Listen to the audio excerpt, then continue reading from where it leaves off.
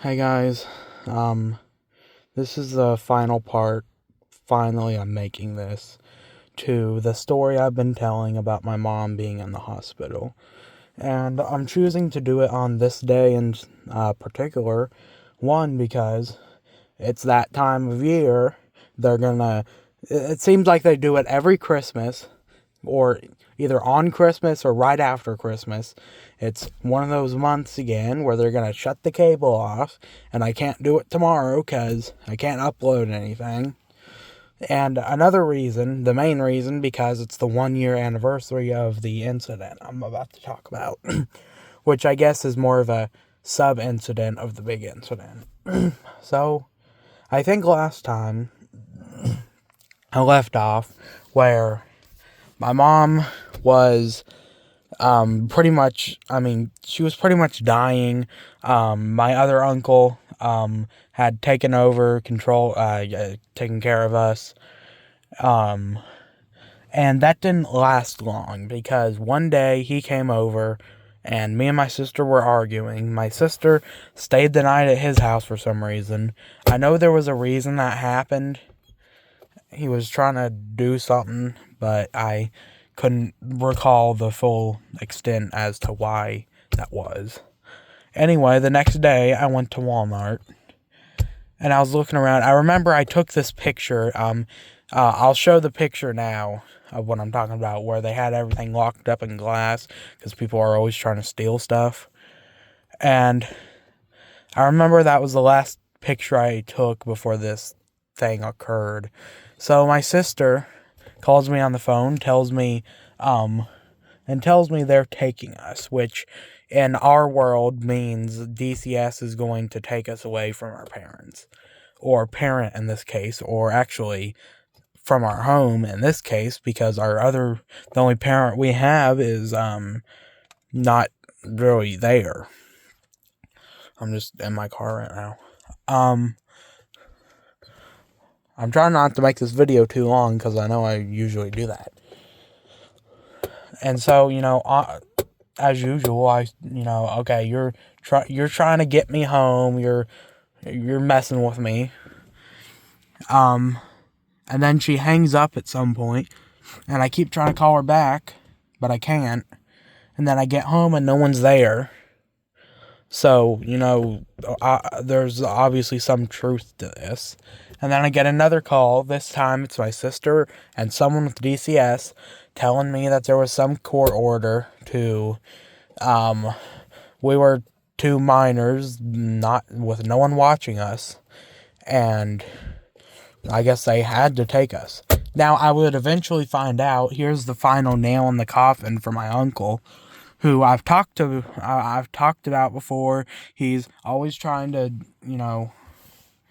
my mom and lying about where he is. And I guess this is the final straw for that. We did eventually find out that this was his doing, that he reported this. I don't know the full truth of that, but he did have something to do with it. And I actually tried to run away. I tried to go down to Louisville where the hospital was, and I actually started going. And I kept telling my sister, "Oh, I'm on my way to the DCS office," and I wasn't. Until I finally realized this isn't the right way to go about this. I'm gonna have to get through this, but I had to get through it. I had to deal with them, or else they were gonna do something even worse to me. And this is the one thing Mom wanted to never happen.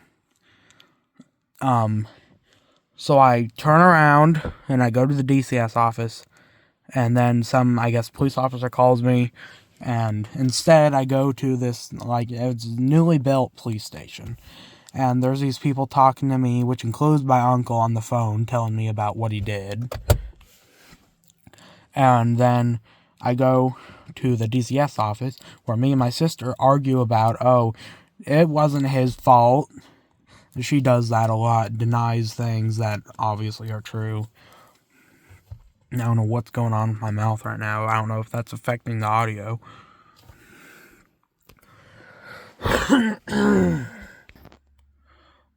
So it ended up, my sister had already done this. They took me to Walmart to get, I guess, hygiene products and clothes. And I was pretty mad, like, the maddest I've been in a long time.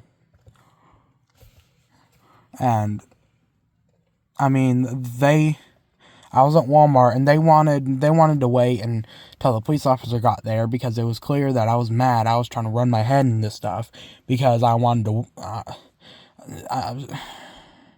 you know how you would feel if you were going to be taken from your home. So I went through that whole thing, and then it was 30 minutes away at this place that, for the sake of the video, I'll call the Refuge. So I get into this place, and it kind of looks nice, you know. It's like there's this, I have pictures of the place, I'll put it on screen now. There's like this big kitchen, there's this like entertainment corner that has a TV, then there's this other place. I know there was a PlayStation that stopped working, there was a Wii, and there was a smaller TV there. And then there were the rooms. There was a girls' hallway, which only the girls went down. There was the boys' hallway. Then there was another boys' hallway. And then there was the basement, which, there were a lot of rules around the basement. You couldn't go down there without permission.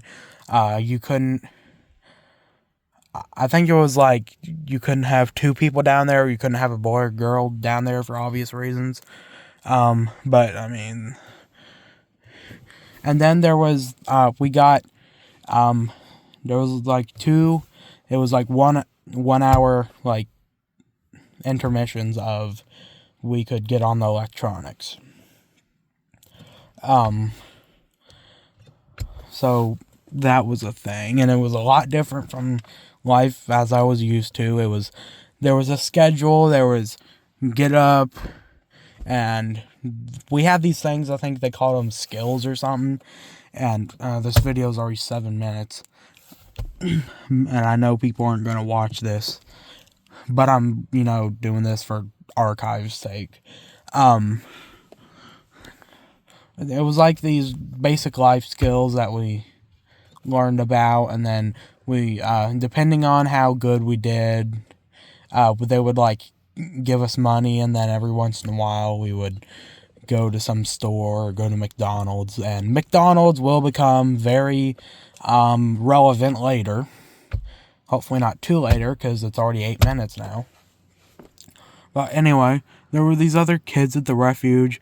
Initially, when I got there, there was Josiah, who was about to turn 18 and leave. There was Michael, who was, I think he was 10. And I think I was like the only one who actually got along with him besides my sister, which I'll talk about her. And then there was Mason, who really scared me. Not because he was threatening. Josiah was a threatening one. He would just have seizures out of nowhere, and it would scare me. It was, yeah, that's pretty much it. And my sister actually got to leave the place early, about 2 weeks in, because one of my aunts from up north was able to take her in. I'm not going to go into why she couldn't take me in, because it's this whole thing. Anyway, I had my own room. It was the same thing every day. And then school started, so I had to get up for school. And somehow they were able to transport me every day from this other town all the way to my hometown to go to school. And it was back and forth every day. And it was this constant waiting for my mom to get out of the hospital. Now, I guess I'll tell the McDonald's story now. About 4 weeks in, we were going to go to McDonald's.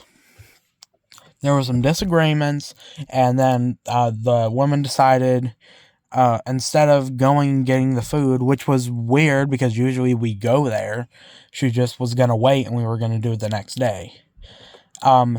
So this kid, Hunter, who had gotten there, and Mason, for some reason, I don't know why he got into this, they started getting out of control, like, really, they, like, death threats and stuff, and going into the office, and, you know, they're not supposed to be in there. And they called the cops on them.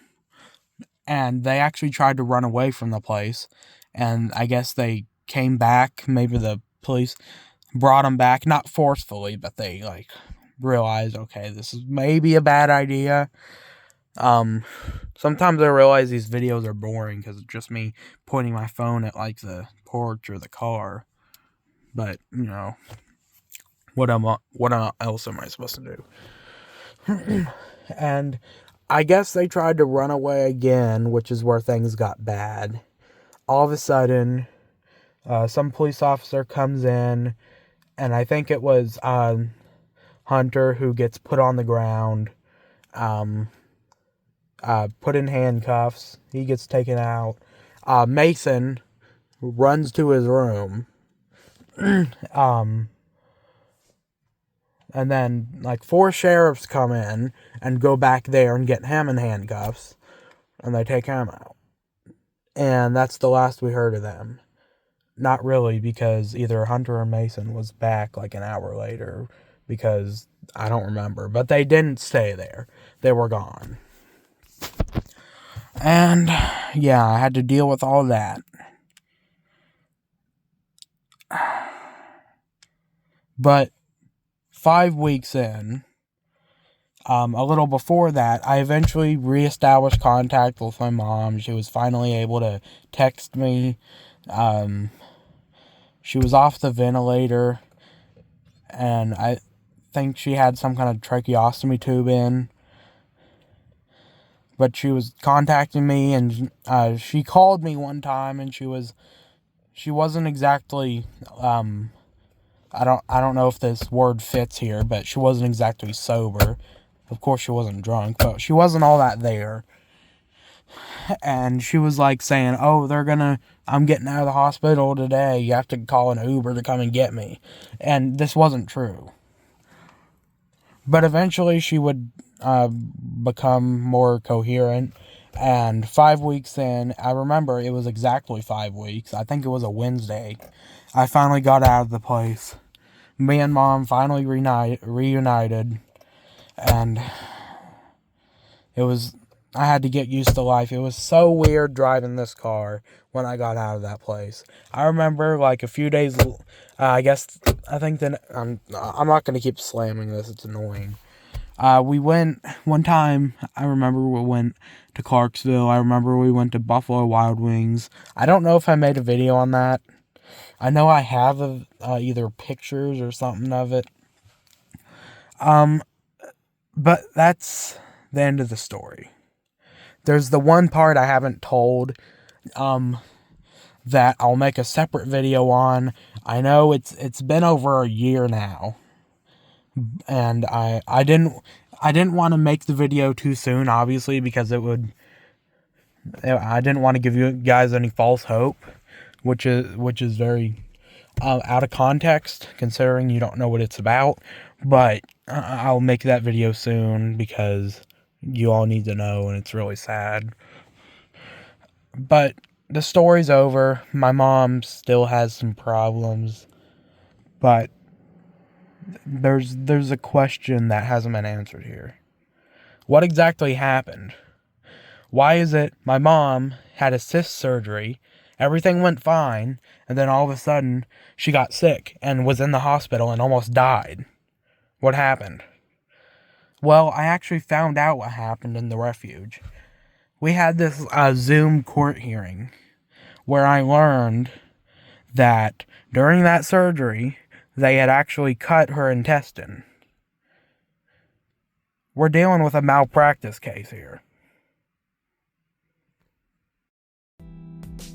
65-inch 4K smart TV. There's Target. I don't have one. I'm not gonna get one today, but maybe one day. I guess I kind of want one. I'm not gonna get one today, but maybe one day. Really cool if I can get one, but not today. Maybe someday though. I think it'd be really cool if I had it. Maybe one day, but not right now. Clark County, and I can't wait to go there. He's been making plans since last year about